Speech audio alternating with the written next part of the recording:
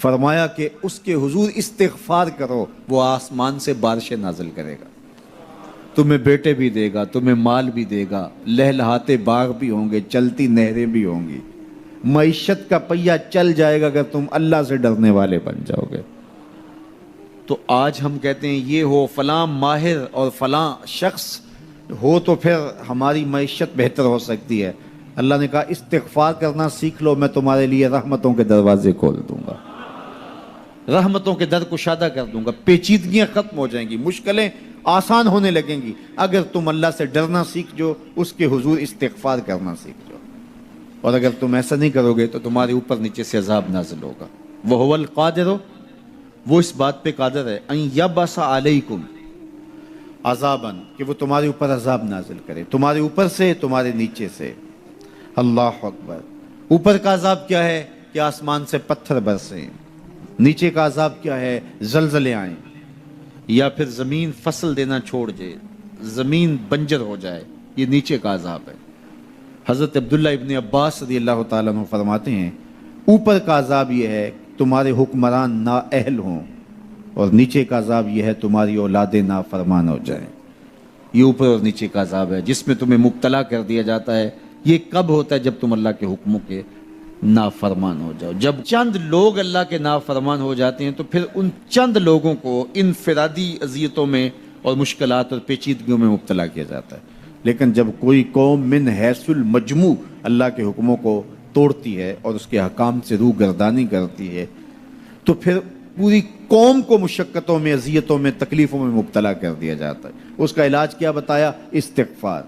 حضرت نوح علیہ السلام نے جو اپنی قوم سے کہا تمہیں مال بھی ملے گا، تمہیں دولت بھی ملے گی، تمہیں بیٹے بھی ملیں گے، سرسبز جو ہے وہ باغات بھی نصیب ہوں گے، ان کی شاخیں پھلوں سے لدی ہوئی ہوں گی، چلتی ہوئی نہریں اور برستی ہوئی بارش، ساون کے نچڑتے ہوئے بادل، اور ماحول کی خنکیاں اور خوبصورتیاں اور جمال اور لہلہاتے ہوئے سبزے، اور تمہارے اوپر ہر طرح کی عنایات برسیں گی اگر تم اللہ سے ڈرنا سیکھ جاؤ گے اور اللہ کے حضور استغفار کرنا سیکھ جاؤ گے، تمہیں خوشحال اور خوبصورت زندگی عطا کر دی جائے گی۔ اللہ اکبر۔ لیکن اگر تم ایسا نہیں کرو گے تو تمہاری معیشت تنگ کر دی جائے گی۔ استغفار کریں، تقوی کے خوگر ہو جائیں، شکر کرنے کی عادت ڈالیں۔ جو شکر کرتے ہیں اللہ تعالیٰ ان کو اور زیادہ عطا فرماتا ہے، دنیا میں بھی اور آخرت میں بھی۔ اس طرح دوسروں کی پریشانیاں دور کریں، اللہ آپ کی پریشانیاں دور کرے گا۔ بانٹنے کا مزاج پیدا کریں، آپ کے پاس جو بھی ہے بانٹ دیں، علم ہے تو بانٹیں، خوشیاں ہیں تو بانٹیں، آپ کے پاس دولت ہے تو لوگوں کے دکھ اس دولت سے دور کرنے کی کوشش کریں۔ جب آپ بانٹنا شروع کر دیں گے تو آپ کا رب آپ کو عطا کرنا شروع کر دے گا۔ یہ بات ہو نہیں سکتی کہ انسان کی زندگی میں مشکل نہ ہو۔ جب انسان کو پیدا کیا گیا تھا، اس کا خمیر گویا گیا تھا، تو 39 دن تک اس کے خمیر پر مٹی جو گوندی گئی تھی انسان بنانے کے لیے، اس پر 39 دن دکھوں کی بارش ہوئی تھی اور ایک دن خوشیوں کا می برسا تھا۔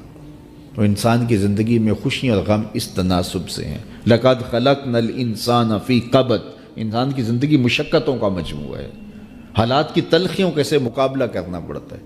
لیکن حالات مشکل ہو جائیں تو ان سے نکلنے کا راستہ کیا ہے؟ تو سنیے قرآن کیا کہتا ہے، وَمَن يَتَّقِ اللَّهَ يَجْعَلْ لَهُ مَخْرَجًا وَيَرْزُقْهُ مِنْ حَيْثُ لَا يَحْتَسِبُ، جو اللہ سے ڈرنے لگ جاتا ہے، تقوی اختیار کر لیتا ہے، تو پھر اللہ تعالیٰ جل شانہ اس کے لیے مخرج پیدا کر دیتا ہے، یعنی اس مصیبت سے نکلنے کے اللہ راستے دیتا ہے۔ یہ اس شخص کا مقصوم ہے جو اللہ سے ڈرتا ہے۔ اس پر مشکلات اس پہ بھی آتی ہیں، یہ نہیں کہ اس پہ مشکلات نہیں آتی، زندگی کی مشکلات کا وہ بھی شکار ہوتا ہے، لیکن جو ہی مشکلات آتی ہیں ان مشکلات سے نکلنے کا اللہ اسے راستہ بھی عطا کر دیتا ہے۔ اور دوسری بات، وَيَرْزُقْهُ مِنْ حَيْثُ لَا يَحْتَسِبُ، اللہ اس کو وہاں سے رزق دیتا ہے جہاں سے اسے گمان بھی نہیں ہوتا، وہاں سے رزق دے دیتا ہے۔ بندہ تو یہ کہتا نا کہ مجھے یہاں سے ملے گا، یہاں سے، ایک بندے کی منصوبہ بندی ہے، لیکن جو اللہ سے ڈرنے والا ہوگا اللہ اس کو وہاں سے رزق دے گا جہاں اسے گمان بھی نہیں ہوگا، خیال بھی نہیں ہوگا کہ یہ راستہ بھی حصول رزق کا ہو سکتا ہے۔ تو یہ میرے رب کا وعدہ ہے اور میرے رب کے وعدے سچے ہیں۔ تو جب تم اللہ سے ڈرنے لگو گے تو یہ تخت و تاج، یہ دنیا کی عزتیں، یہ تمہارے قدموں میں ہوں گی۔ اس سے ڈرنے کا نتیجہ ہے جو تمہارا رب تمہیں عطا فرمائے گا۔ حضرت عمر رضی اللہ تعالیٰ عنہ کی خدمت میں ایک شخص آیا، اس نے کہا میرے ہاں اولاد نہیں ہے، تو آپ نے کہا استغفار پڑھا کرو۔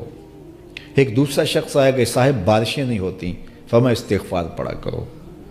تیسرا شخص حاضر خدمت ہوا اور کہا کہ ہمارے ہاں قحط کا عالم ہے، فرمایا کہ استغفار پڑھا کرو۔ تو کوئی پاس بیٹھا تھا، اس کے اٹھ کے جانے کے بعد کہا کہ مختلف لوگ مختلف سوال لے کر آئے اور آپ نے ایک ہی جواب دیا کہ استغفار پڑھا کرو۔ تو کہا میں نے اپنے طرف سے تھوڑا دیا، یہ تو میرے رب کا فرمان ہے۔